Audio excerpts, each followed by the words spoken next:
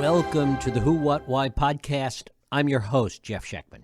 In a world where news comes at us 24/7, where technology makes response time literally instantaneous, 20 years is forever. And yet that's how long America's contemporary war on terror has been going on. From 9/11 to the current events in Afghanistan, it seems we have come full circle. And yet what do we have to show for it? Increased fear of the other at a time when American demographics are naturally changing, a greater and misplaced insistence on our own innocence, and in many ways an even greater fear of the world around us. All of which arguably led us to a 20-year war on terror that changed America, and to Donald Trump and a more deeply divided and domestically unsafe country. This is the through line that my guest, Pulitzer Prize-winning journalist Spencer Ackerman examines in his new book, Reign of Terror. Spencer Ackerman has been a longtime national security correspondent for The New Republic, Wired, The Guardian, and The Daily Beast. He has reported from the front lines of Afghanistan, Iraq, and Guantanamo, and shared the 2014 Pulitzer Prize for reporting on Edward Snowden's NSA leaks. It is my pleasure to welcome Spencer Ackerman here to the program to talk about Reign of Terror, how the 9/11 era destabilized America and produced Trump. Spencer, thanks so much for joining us. Hey, thank you very much for having me, Jeff. Well, it's great to have you here. One of the central premises here is that the politics of the 9/11 era transformed America. I want to talk about whether or not those things that changed, those things that were transformed, were things that were lurking prior to 9/11 and were unleashed by 9/11, or did those events fundamentally change the underlying issues? Talk about that.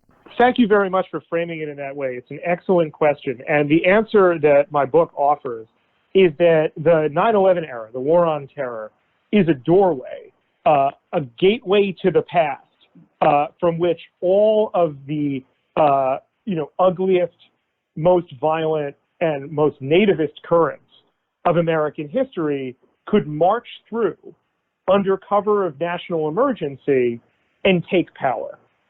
The war on terror doesn't invent anything. If it does, it invents them, in specific technological development. But fundamentally, the war on terror isn't a new thing.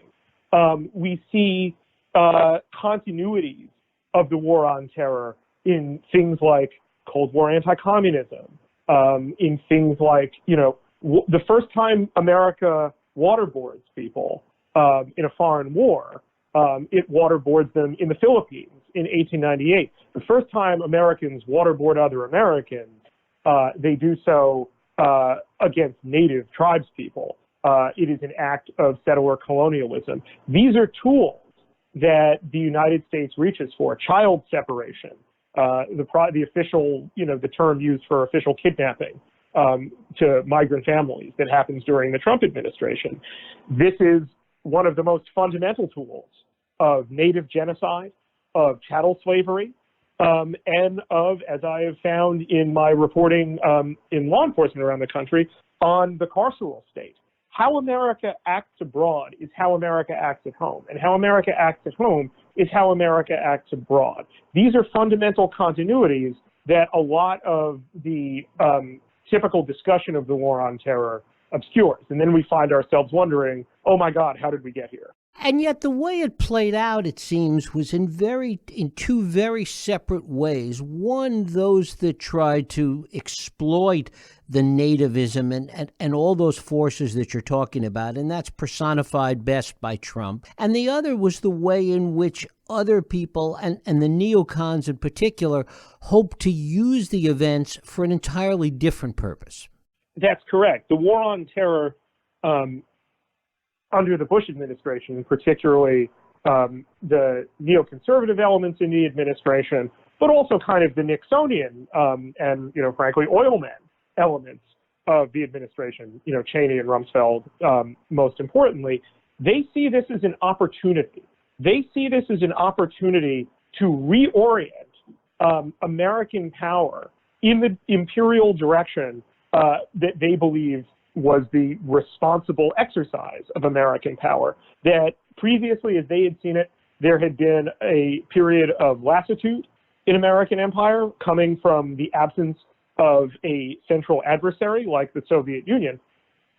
And the Cold War had provided earlier generations of those elements within particularly neoconservative and sort of Nixonian circles, tremendous opportunity and tremendous power to kind of portray and use American power abroad under cover of it being, in the interests of freedom all around the world. Now here came another opportunity to do that. And particularly once, as a result of this, in part as a result of this, the Bush administration reaches for an expansive definition of the enemy. The Bush administration doesn't call this the war on al-Qaeda. They call it the war on terror, with the suggestion that, and they say this again and again and again, from, in particular, 2001 through 2005, that the enemy is so much broader than al-Qaeda that ultimately that provides an opportunity to do things violently in the world that have nothing to do with 9/11, like the invasion of Iraq and the occupation that follows. What should we make then of the fact that as things evolve, and we'll talk about all the things that happened in the middle, particularly with Obama, but that as this evolves, the neocon forces become in many ways the strongest anti-Trump forces? What should we make of that in this broader context? Well, the people who run the let the wolves eat your face party very often don't expect the wolves to eat their own faces. And that is what the never Trump and neoconservative response to Trump has been. That before there was a Trump, they were performing the same kind of cover of nativism. They were just expressing it in more respectable ways. How many times did the neoconservatives respond to 9/11 by pathologizing the Arab and broader Muslim world, by pathologizing Islam itself, by describing the war on terror, describing the act of 9/11 not as the result of a plot by psychotic millenarians led by a billionaire who were finding, religious justifications, religious pretexts, in other words, for the violence that they were inclined to commit, and then fueled by the material reality of how violently America acts in the Muslim world for adherents. Instead of taking that interpretation, they instead pathologize Islam, preserve American innocence, which is to say American exceptionalism,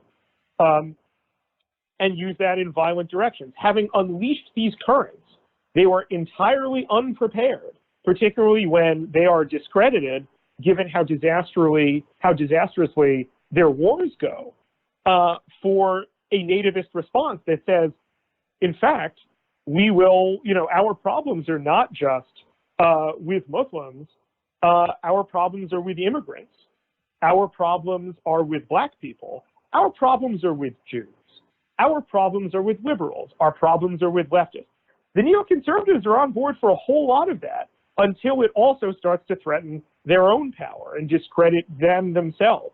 Neoconservatism is a prelude to Trumpism. It is not an alternative to it. And when it is portrayed, particularly by them themselves, as the alternative to Trumpism, it just helps guarantee that there will be more and worse Trumps to come. And the interesting part is that bridging this gap between the opportunism that you talk about of the neoconservatives in the Bush administration and the nativism of Trump, we have 8 years of Obama in between. Talk about that. Yeah, so I treat the middle of my book is an extended discussion of the Obama administration and the war on terror. And basically, there are many tragedies of the Obama administration, but this is really a great one. This is great in the sense of meaning grand, not in the sense of being good. The Obama administration and President Obama himself treats the war on terror as something that is unstable at 30,000 feet, like an aircraft that just sort of doesn't fly very well, fly dangerously at 30,000 feet, but can fly acceptably steadily at 10,000. What I mean by that is that the war becomes less conspicuous. Obama is elected on a wave of anti-war anger not only at the war, but at the complicity of the Democratic Party, at the complicity of liberals. The third chapter of the book that introduces this major theme in the book is called Liberal Complicity in the War on Terror, because that's how we have to understand it. And the fact that Obama was such a consistent opponent of the Iraq War when all of his major contenders for the Democratic nomination in 2008 were complicit in it, provided him a viable path to the presidency. But what often went neglected was how Obama defined the Iraq War, and this is the case for a lot of, at that point, like regnant, more progressive foreign policy analysts, as a departure and a danger to the war on terror, rather than a manifestation of it, and perhaps an extremist case that shows why the whole thing is more like the Iraq occupation than unlike. And once Obama agrees to, proposes rather, to withdraw from Iraq, a commitment he kind of tempers once he becomes president, as he compromises with the military, and forces the CIA to close its black site torture prisons. That is another element of the war on terror that just appalls Obama. He seeks to get rid of Guantanamo Bay, but loses that fight, and for most of his administration just decides it's like too, potentially toxic a fight to really wage. Outside of that, the rest of it, he maintains. He expands drone strikes to the point where he is synonymous with them overseas. I, in the book, tell the story of Obama's first drone strike through the prism of a young man named Fahim Qureshi, who I interviewed, who's a survivor of it. And I would encourage people to listen not to my words, but to Fahim Qureshi's, as he describes how he sees Barack Obama. He maintains NSA surveillance. He becomes just an unbelievable deporter of migrant people in this country, undocumented people, and does that in the simply jaw-droppingly naive belief that if he just deports enough people, the Republican Party will accept a grand bargain on expanding access not just to immigration, but to American citizenship for undocumented people currently in the United States. Instead, what Obama does is allow the machinery of the national security state to mingle and to give kind of additional opportunity to nativist currents that are unleashed by the war on terror, but very often are not described as part of the war on terror in particular, elite liberal circles. This was an enormous mistake because very quickly, Barack Obama learns that he is not handing off the war on terror to a successor who sees it like he does. He's handing it off to Donald Trump. And now all of these authoritarian possibilities are in the hands of Trump. And that really was the other contribution from Obama, that it really increased the surveillance state and it set the stage in a much stronger way for the authoritarian impulses of Trump. Very much so. These are, as much as, people like Obama and the more respectable elements of both the Democratic and Republican parties, as well as, senior leadership in the military, senior leadership in the intelligence services and law enforcement, the State Department, and so on, want to say quite explicitly throughout the whole thing, this is not a war on Islam. That's not what we're doing. We don't believe we should be fighting a war on Islam. They are nevertheless giving those who want a war on Islam every motive, every opportunity, and every tool that the war on Islam could possibly want. And once it comes into power under Trump, it doesn't just want to fight a war on what Trump calls radical Islamic terror. It wants to fight a war against other Americans and learns that the mechanisms of the war on terror, the Department of Homeland Security, the expansive surveillance authorized under the Patriot Act and facilitated by the NSA, all of these tools are really, really valuable for sorting conditional Americans from real Americans and treating them accordingly. That is the essence of the danger that the war on terror poses to American citizens. And the thing that makes it all so much stronger is that the argument that those that have pushed this make is that it kept us safe, that there were no new attacks. And that becomes really the glue that holds it all together. The fact of the matter is that 9/11 is an exceptional event. It is not an endlessly repeating phenomenon. A study that the Rand Corporation does, I guess about at this point, like nearly 10 years ago, reminds people who have been kind of accustomed because of the way elite discourse portrayed 9/11 as like a juncture in history, that in fact, Americans experienced in the 1970s, in living memory, much higher degrees of terrorism at home, of political violence at home than they experience now. The fact of the matter is, Al-Qaeda had, astonishing capabilities. Look, the thing we don't often talk about is that Osama bin Laden is a billionaire, and billionaires are notable for how callously they play with other people's lives. Bin Laden and his clique have a lot of tools. They have a lot of means. They have a lot of opportunities. Mostly, they exercise them against other Muslims in the Muslim world. The ability to attack the United States is, on the one hand, going to be kind of an exceptional event. And on the other hand, the more the United States acts violently in the Muslim world, the greater the impulse will come for Muslims to violently seek to avenge it, and for increasingly other generations of combatants to arise in the ashes of America's wars. And that's a really consistent story throughout the war on terror. There would have been no ISIS without the war on terror, because there would have been no Al-Qaeda in Iraq if there had been no occupation and invasion of Iraq. This is a direct case in which the United States' wars, its war on terror, don't make anyone safer. They make us more endangered. But of course, the sense of American exceptionalism and this refusal to see anything but our own innocence makes it so difficult for people to understand that. Well, I think there has been, because of American exceptionalism, which is no more than, what white innocence is, just applied globally, the idea that we're the good guys, we're the guys who deliver you freedom, we're the guys who stick up for freedom around the world.